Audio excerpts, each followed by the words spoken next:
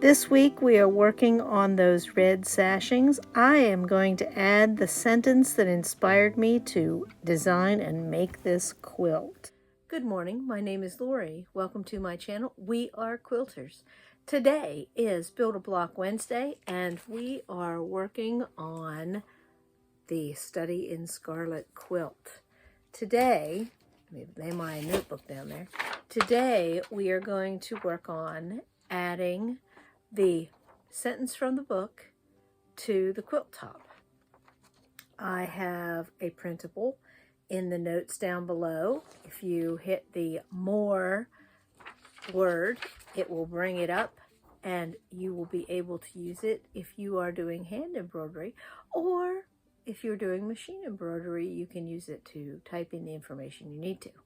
So let's take a look at both those ways to get this little sentence onto your quilt.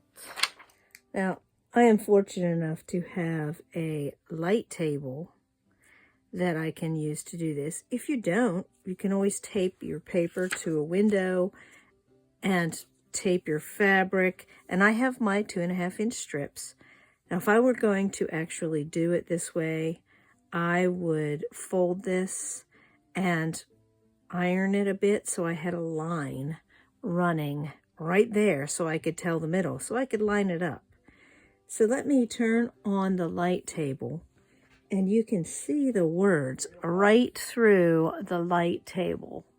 So here it is lined up, and to get it ready, and this is how my friend Lisa did hers for her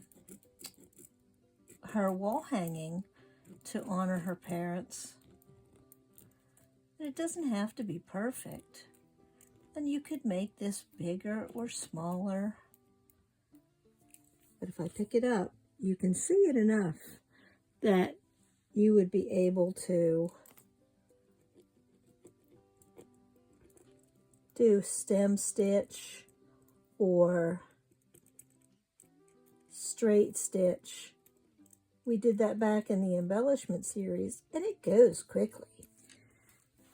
So that's how I would do it. See, there's the word theirs. And since I'm using a friction pen, this will just come right off with heat. And I have done that in the past with this fabric. I always test fabric first, so I know that that does work on this fabric. You could also do it with a whole piece and make a label for the back that says the same thing. And I know the word colorless is spelled the English way. You could change it if you want. It's all right. Do what you want. It's your quilt. I think I'll probably put quotation marks around mine and credit the quote to Sherlock Holmes, even though he's a fictional character. So when I do this on I'm going to actually, I don't need another project that involves hand stitches because I'm working on the Upskill Monday hand stitching, and that's keeping me busy enough. So I'm going to do this on the embroidery machine. Let me show you how I would set that up to give you another option if you're interested in doing this step. I'm going to experiment on the embroidery machine with a couple ways of doing this and getting it lined up. I think if I can get it to go straight down, this is what I would do if I were using the light table too. I would fold it in half, and I need a light crease. I don't need like it super creased and starched and all that. But I'm going to take one, I'm going to start with one strip because, you know, I left some of the strips not cut. I only cut like 10 out of the 15 I was going to need.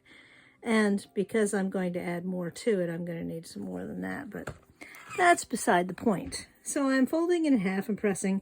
And when I open it up, there is a crease that I can see to line it up like a center line. I could use the marker to draw a line, but the less, I'm being really lazy, the less I have to do, the better off it is. And when I put that on the stabilizer in the hoop, I am going to press that as flat as I can, but still be able to see it. So let me get my embroidery machine out. I keep it tucked back in a corner, and we will see what we can do with this saying and the embroidery machine. My sewing table. And as you can see, it's always a mess. I've already moved my little white machine out of the way. There's the embroidery machine, and it's back in the corner because I'm not using it all the time. I do not need it out where it is in the way. And it is probably safer back there in that corner. Let me pull it out and we can get to work. For the method I'm using, I am using the sticky self-adhesive tearaway stabilizer. You could use the iron-on variety if you're using a full piece of fabric, but my method, I'm going to try to use the strips. So let's see how that works. Here we are, sitting in front of the embroidery machine. I have preloaded sticky stable into my hoop, and I have scored around the paper top with the stiletto so that I can load in a piece of fabric. I'm going to turn on the machine. It takes it a moment. Now this isn't a high-end machine. This is a brother. And it is embroidery only. So that way, when I first bought this, I couldn't afford a big expensive machine. So my first machine was also a brother, and I used it so much making Christmas stockings for students with their name on it that it got to the point where the timing could not be fixed because it was worn out from so many hours of use. So this is the second machine that I've owned, and brother was reliable enough. Now I have a friend that she wants a good machine that's going to last her for the rest of her life, so she doesn't have to deal with buying a second machine if it wears out. And that's okay too. But when I was working as a teacher, if I wanted an embroidery machine of any kind, I needed to buy one that was in my budget and work from the constraints. Now this one, in the 6 years from the time I bought the first one to the time I bought this one, the speed improved, the graphics improved, all kinds of little improvements. So even low-end machines will get the job done. And I wouldn't say this is, well, I don't know if it's low-end or not. It was what I could afford at the time. So now it sits and doesn't do much, but every once in a while it's nice to put words on a quilt. So let's get it lined up and get it started. Now this machine gives me a choice of 6 alphabets, and I also have another card in there that gives me, I think, 6 more. So I have some choices. And if I go with the simplest alphabet that it has, and it has different letter sizes, so I'm going to have to make some adjustments and figure out what will fit on my 2.5-inch strip. But let me get started, and I will show you some progress here in a few minutes. Sometimes I think life without technology would just be easier. So to line up those strips, this is where the bulk of the work is going to come in, is lining up the strips.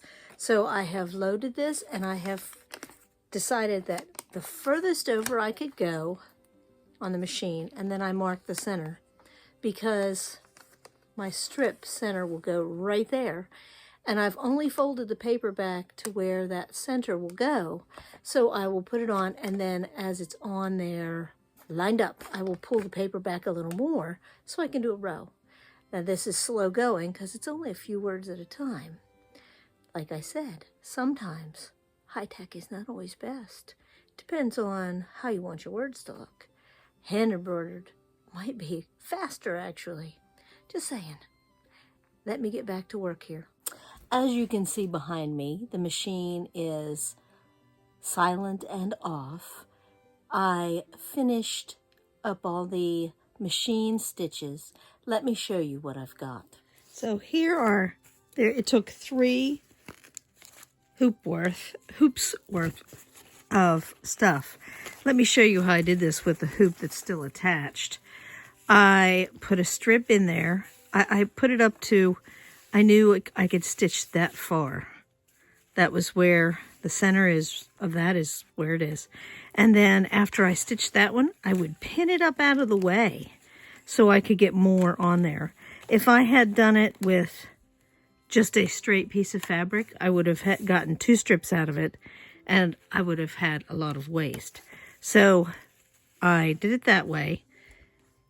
I learned that from doing Christmas stockings for students years ago, I could hoop 5 stockings because I would do one, flip the whole stocking out of the way. So to remove this, I take it out of the hoop. But I just want to show you this little process. And you do end up with some, let me go to the first one. You do end up with some of the paper backing. It'll be all right. You cannot see. I just try to pull it off without distorting stitches and without getting too much of the paper, because this is not a wash away paper. And if like this, between the words, becomes a problem, I just give it a little nippy snip. It's okay. And then I continue on down. I promise I will only take this first one off and share with you.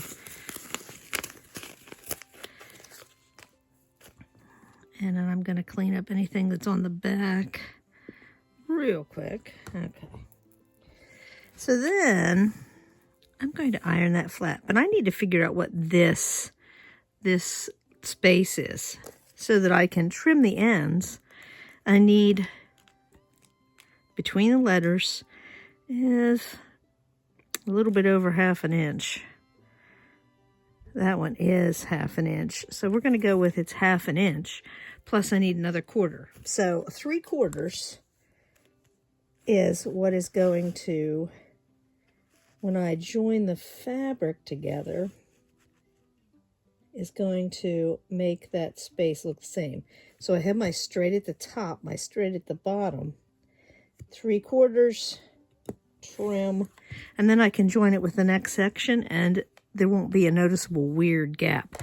This one I'm going to I'm going to trim off there's a salvage edge there. So I'm going to trim off that salvage edge a bit. Now I haven't decided where I'm going to put this on the quilt.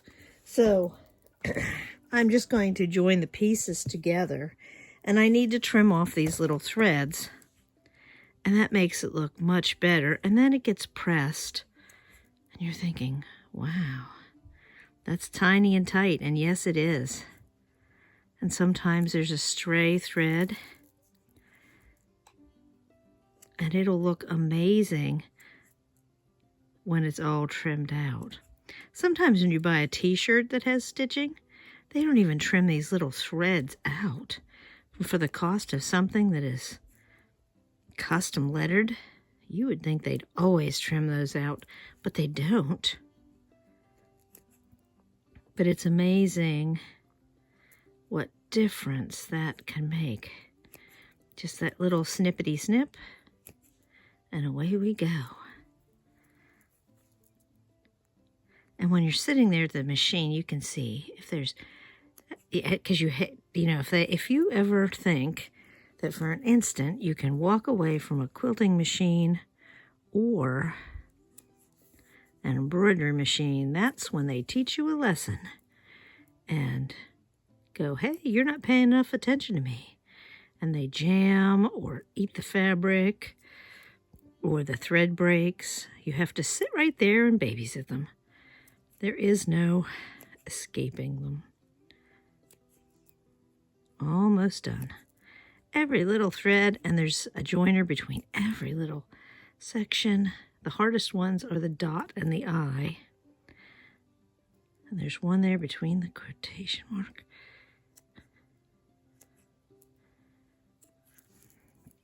Okay. There's one there by the apostrophe too. Okay, there we go.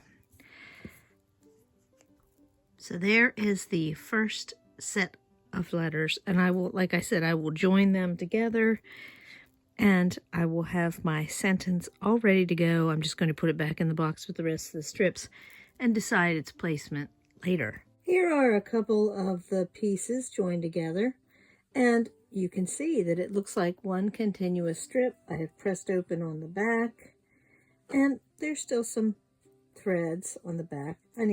I'll go through and trim those up later. So there it is, ready to go on the quilt.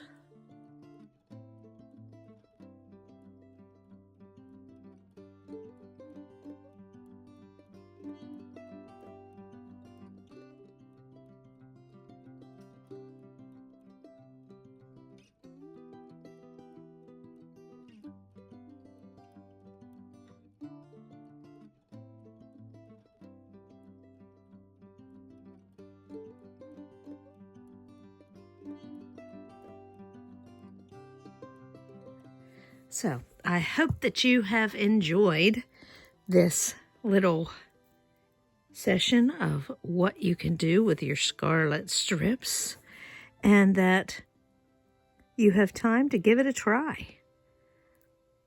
And I will see you on Friday for Blabfest. Thanks for watching. Oh, please like and subscribe.